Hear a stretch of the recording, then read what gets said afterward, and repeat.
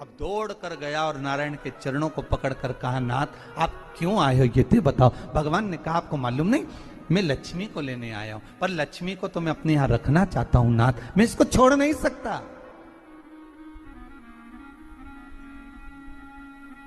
मैं लक्ष्मी जी को छोड़ नहीं सकता, मैं इनको लेकर जाऊं। किसान रोने लगा।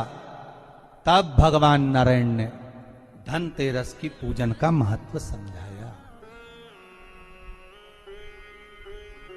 तब भगवान ने धनतेरस की पूजन का महत्व समझाया। सुनो किसान, मृत्यु लोक में रहने वाला मानव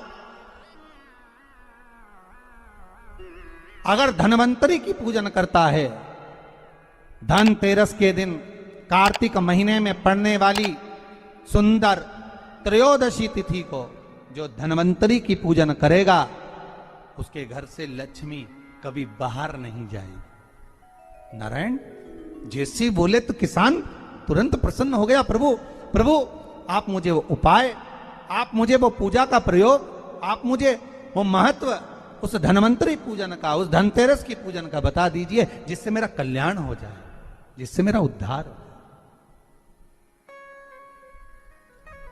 भगवान विष्णु बोले, किसान सुनो, ये धनवंतरी मेरा ही एक अंश होता है। जैसे मेरे हाथ में शंख चक्र गदा पद्म सब धारण करा हुआ हूं, उसी तरह धनवंतरी का स्वरूप का यदि आप दर्शन करेंगे, आप धनवंतरी के चित्र का अगर दर्शन करेंगे, तो एक हाथ में उनके भी चक्र है, एक हाथ में उनके शंख है, एक हाथ में उनके औषधि है, एक हाथ में उन्हें अमृत का कलश है, और भगवान स्वयं नारायण का अंश प्रकट हो रहा है। बोल धनवंतरी भगवान की, धनवंतरी भगवान की। कहते हैं धनवंतरी भगवान का प्रागट्य जब हुआ था, तो भगवान शंकर ने धनवंतरी देव को देखकर कहा, वाह रे प्रभु वाह, क्या सुंदर स्वरूप धारण कर कर आए हो प्रभु। जब मेरे लिए विष लेकर आए थे तब एक आनंद दूसरा था, पर आज अमृत लेकर आए हो, उसका आनंद दूसरा है। बहुत अलग अलग बातें महाराज। शिव महापुराण की कथा कहती है, दो तरह की वाणी होती है, एक में आपने क्रोध कर दिया, अपशब्द कह दिया, ताना दे दिया, गालियां दे दी, और एक शब्द अमृत का मीठा बोल दिए, प्रेम की वाणी बोल दी, उसका एक आनंद दूसरा है, उसका एक संबोधन दूसरा है। एक विष लेकर आ रहा है, एक अमृत लेकर आ रहा है। शिव जी कहते हैं जो अमृत लेकर आ रहा है उसका आनंद ही दूसरा है, उसके चेहरे की चमक ही दूसरी है। भगवान विष्णु कहते हैं, सुनो किसान, मैं आपको धनवंतरी पूजन का विधान बताता हूं। भगवान कहते हैं, किसान सुंदर कृष्ण पक्ष की त्रयोदशी को कार्तिक के महीने में धनवंतरी देव का पूजन, धनतेरस का पूजन माना जाता है। सुनो किसान, एक सुंदर भूमि पर देसी गाय का गोबर से लीपन कर कर, अगर गाय का गोबर ना मिले, सुंदर जल से लीपन कर कर, वहां एक सुंदर चौक को पूर कर, आप सभी को ज्ञात होगा कि चौक पूरने में रंगोली का प्रयोग नहीं होता। आप लोगों को मालूम होगा चौक पूरने में आटा और हल्दी का प्रयोग होता है। काय का प्रयोग होता है? आटे और हल्दी का प्रयोग। आटे हल्दी का प्रयोग क्यों होता है? क्योंकि आटा समृद्धि को बढ़ाता है, लक्ष्मी वैभव को बढ़ाने वाली हल्दी होती है। इसलिए जब चौक पूरा जाता है भूमि पर, तो चौक पूरते समय आटा हल्दी का प्रयोग करते हैं। थोड़ा सा चावल का दाना या गेहूं का दाना रख दिया जाता है, उसके ऊपर एक सुंदर चौकी, एक चौरंग, एक पाटा रख दिया जाता है। भगवान विष्णु बता रहे हैं किसान को धनतेरस के पूजन का वर्णन, और जो भगवान विष्णु ने बताया है वही पूजन का वर्णन आप लोग श्रवण कर रहे हैं। आज धनतेरस है, आज धनतेरस का प्रयोग कर पूजन करें, और शिव महापुराण के इस भाव को, विष्णु पुराण के इस भाव को, स्कंद पुराण के इस भाव को आप धारण करें, और जो विधान भगवान विष्णु बता रहे हैं उसके हिसाब से, उसके अनुसार आप लक्ष्मी का पूजन, धनतेरस का पूजन करें। चौकी लगाएं, चौरंग लगाएं, पाटा लगाएं, उस पाटे पर एक सुंदर लाल वस्त्र धारण करा दें, लाल वस्त्र बिछा दें। एक थाली लें, उस थाली पर कंकु से, रौली से, कुंकू से गिला कर स्वस्तिक का निर्माण कर दें। स्वस्तिक का निर्माण कर घर में अगर चांदी का सिक्का हो, अगर चांदी का सिक्का नहीं हो, चांदी का कॉइन नहीं हो, तो अपने घर का 1 का सिक्का, 2 का सिक्का, 5 का सिक्का, 10 का सिक्का, जो भी आपके घर में हो वो कॉइन ले लें महाराज, उसको थाली के अंदर रख दें स्वस्तिक के ऊपर। फिर उसका स्मरण करें, आटे के 7 दिए बनाएं, एक थाली में, एक प्लेट में रख लें, घी के दिए बनाएं और उसमें सुंदर बाती को लगा दें। ध्यान दीजिएगा, इसमें जो बाती लगेगी वो लंबी बाती लगेगी। लक्ष्मी जी की पूजन में जितनी भी बाती लगे वो लंबी लगे। महाराज घी के दिए लगा दें 7, 7 दियों को प्रज्वलित कर लें, प्रकट कर लें। एक दिया तेल का लगा लें। तेल का जो दिया लगाया है, जहां पर आपने सिक्का रखा है, कॉइन रखा है, उसका लेफ्ट हैंड, मतलब आप ऐसे बैठे हो तो आपका सीधा हाथ की ओर आप तेल का दिया लग दें। और जो 7 दिए आपने लगाए हैं वो लक्ष्मी जी के राइट हैंड, मतलब आपका लेफ्ट हैंड हो गया, लक्ष्मी जी का राइट हैंड, आपका लेफ्ट हैंड हो गया, आपका उल्टा। वहां पर 7 दिए जो आपने प्रज्वलित करे हैं वो प्लेट में रख दें। सुंदर थाली जो आपने पूजन के तैयार करी है, उसमें कुंकू, रोली, हल्दी, अबीर, गुलाल, चंदन, मौली, लाल धागा, मौली, अमरबेल के टुकड़े,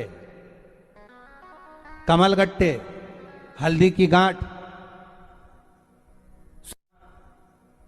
सुंदर भाव में उसको रखें। जल का पात्र सुंदर आनंद से, जो क्वाइन चांदी का और देसी क्वाइन आपने जो रखा है उसका जल से पूजन करें।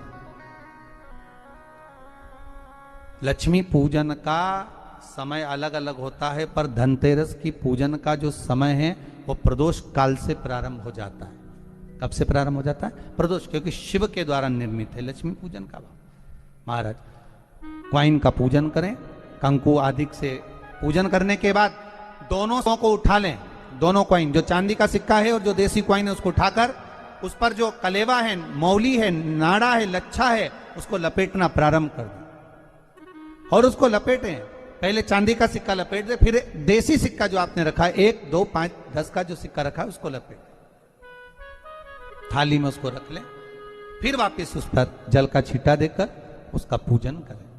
महाराज हल्दी, रौली, मौली, चंदन आदि लगाकर सुंदर भाव से चावल को हल्दी में भिगो लें और पीले चावल कर उल्टे हाथ में चावल लेकर माता लक्ष्मी के ऊपर जो 2 सिक्के रखे हैं उनका पूजन करें। साथ में जब चावल छोड़ते जाएं तो गणेश जी का भी स्मरण करते जाएं। हे रिद्धि सिद्धि के दाता श्री गणेश जी महाराज, आप हमारे यहाँ पर सदा माता लक्ष्मी को लेकर, कुबेर भंडारी को लेकर सदा विराजमान रहें, नारायण को लेकर सदा विराजमान रहें। चावल छोड़ते जाएं और बाबा से विनती करते जाएं, माता लक्ष्मी से निवेदन करते जाएं। भगवान शिव का स्मरण करें, भगवान नारायण का स्मरण करें, माता लक्ष्मी का स्मरण करें, रिद्धि सिद्धि के दाता भगवान श्री गणेश जी महाराज का स्मरण करें। छोड़ते जाएं। जब चावल पूर्ण छोड़ दे में पूजन पूरी तरह से हो जाए, तब महाराज 7 सुंदर आनंद से अमरबेल के टुकड़े, अमरबेल वृक्ष पर एक पीले कलर की बेल चलती है, पीली, उसमें पत्ते नहीं होते, वो किसी भी वृक्ष पर डली रहती, वो अमरबेल कहलाती। ये अमरबेल लक्ष्मी पूजन में, समृद्धि के लिए, मकान के मुहूर्त के समय पर, गृह प्रवेश के समय पर बहुत कार्य आते हैं। महाराज ये अमरबेल को पानी की जरूरत भी नहीं पड़ती, आप रूप किसी वृक्ष पर डाल दी जाए वो अपने आप फलती चली जाती है। उसी तरह हमारे यहां भी हम भगवान से यही प्रार्थना करते हैं, जैसे अमरबेल बिना पानी पड़े भी किसी भी वृक्ष पर डाल दी जाए पनपती जाती है, बढ़ती चली जाती है। ऐसे हमारे घर में बेभव लक्ष्मी बढ़ती जाए। अमरबेल के 7 टुकड़े कमल गट्टे 7, हल्दी की गठान 7 माता लक्ष्मी को समर्पित कर दें। दोनों हाथों में हल्दी पिसी हुई लीजिए और माता लक्ष्मी के ऊपर उसे चढ़ाना प्रारंभ कर दीजिए। 7 बार पिसी हुई हल्दी वो सिक्कों पर चढ़ा दें, अपनी मनोकामना कर कर अपने घर में माता लक्ष्मी को विराजमान करने के। जब हल्दी पूर्ण चढ़ जाए, हाथ में कुंकू ले लीजिए, रोली ले लीजिए, उस रोली कुंकू को भी माता लक्ष्मी को समर्पित करिए। तब इसके पश्चात सुंदर जो भी घर में मिष्ठान हो, मीठा हो, नहीं हो, शक्कर हो, गुड़ हो, मिश्री हो, जो भी आपके पास में हो, खड़ी शक्कर हो, वो भगवान को माता लक्ष्मी को भोग रख दीजिए। अगर कुछ मीठा बना हो तो मीठा रख दीजिए। महाराज घर में संपूर्ण पूजन कर कर आपके घर में जो देवालय में भगवान बैठे हैं उनका भी पूजन करिए। पूजन करने के पश्चात आप माता लक्ष्मी से निवेदन करिए, हे माँ आप हमारे यहाँ सदा विराजमान हो। महाराज ये जो पूजन है भगवान विष्णु जो बता रहे हैं किसान को, ये 5 दिन की पूजन है पूरी। आज कौन से दिन का पूजन बता रहे हैं? पहले दिन का। आज धनतेरस से रूप चौदस, अमावस्या, एकम और दूज, ये 5 दिन तक दीपावली का पर्व मनाया जाता है, दीप महोत्सव मनाया जाता है। पूजन करने के बाद जो 7 दिए आपने प्लेट में रखे हैं, थाली में रखे हैं पूजन के लिए, घी के उन 7 दियों से माता लक्ष्मी की आरती उतारी।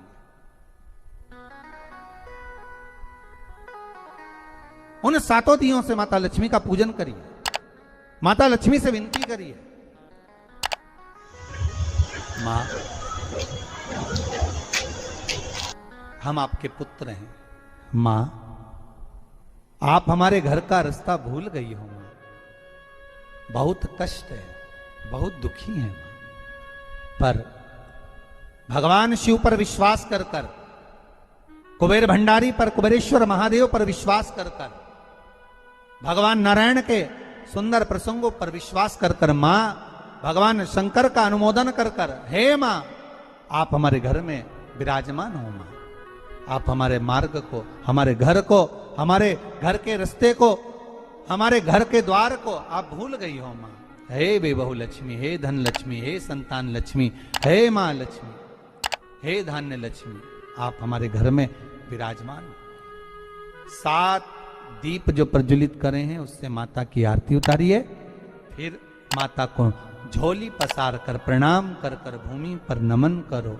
जब झोली पसार कर प्रणाम करें, झोली को अपनी ओर गिरा लें और माता को नमन कर कर जो 7 दिए आपने लगाए हैं उन 7 दिए को अलग अलग स्थान पर ले जाकर, जैसे घर के हॉल में, एक रसोई घर में, एक जहां पर आप लक्ष्मी रखते हो उस स्थान पर, एक घर के द्वार के पास में, एक तुलसी के क्यारे के पास में,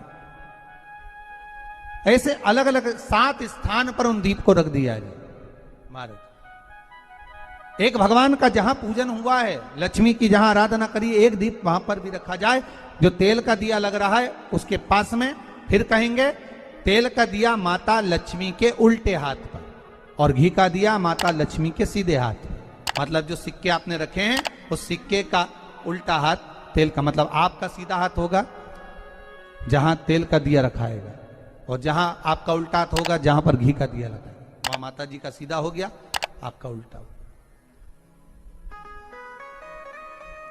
माता का स्मरण, माता लक्ष्मी से निवेदन करिए, हे मां कृपा सागर, करुणा सागर मां आप भगवान विष्णु के साथ विराजमान हुए, आप भगवान नारायण के साथ में हमारे यहां सदा विराजमान हो मां, ऐसी कृपा कर दीजिए।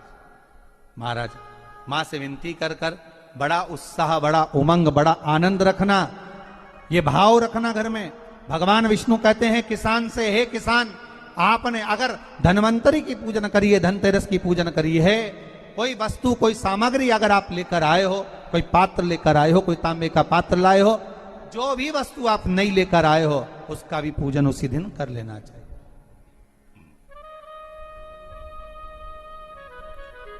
उसका भी पूजन करना चाहिए। बड़ा भाव रखकर भगवान विष्णु ने किसान को बताया। बड़ा किसान सुनकर बड़ा प्रसन्न हुआ। नारायण प्रभु, क्या मां फिर मेरे घर में रहेगी? भगवान कहते हैं, सुनो किसान, ये लक्ष्मी, अगर आप धनवंतरी का पूजन करते हो, धनतेरस का पूजन सुंदर कार्तिक के महीने की कृष्ण पक्ष की त्रयोदशी को अगर आप कर रहे हो, तो ये लक्ष्मी भले मेरे साथ बैकुंठ में जाकर रहे,